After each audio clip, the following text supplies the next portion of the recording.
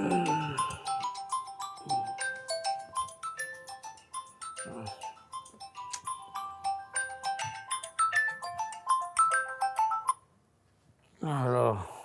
Sir নীলা হক ফিরে এসেছে sir.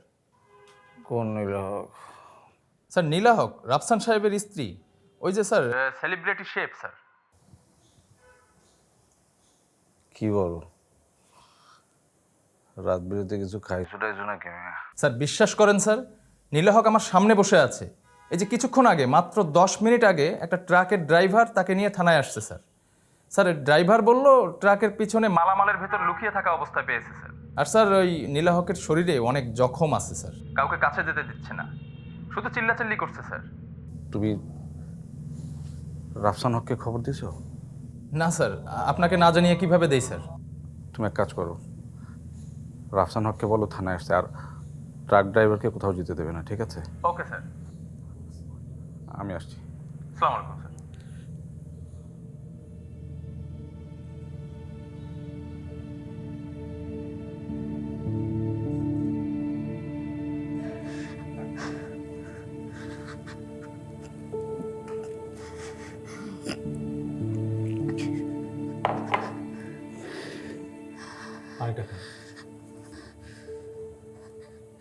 Rafsan, রাফসানকে ডাকেন, রাফসানকে ডাকেন।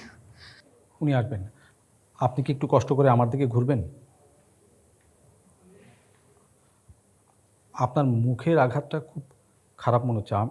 আপনি কি ডাক্তার কিংবা হাসপাতালের দিকে যাবেন? না, রাফসানকে ডাকেন, রাফসানকে ডাকেন। উনি অন দ্য ওয়ে, উনি আসছেন। আপনি কি একটু কষ্ট করে আমাকে ডিটেলসটা একটু বলবেন? কি বলবো আমি, কি বলবো?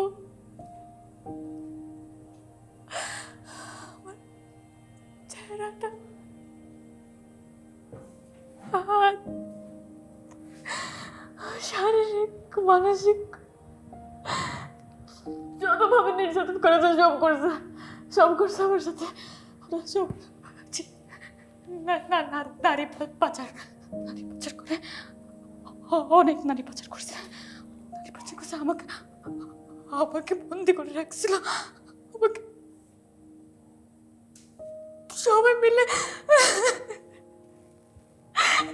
আমি কিছু বলবো না, রাফসানকে ডাক্তার।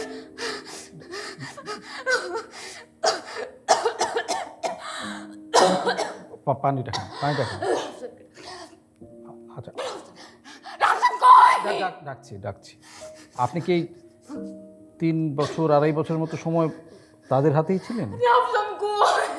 উনি আসছেন, ওনাকে খবর দেওয়া হয়েছে।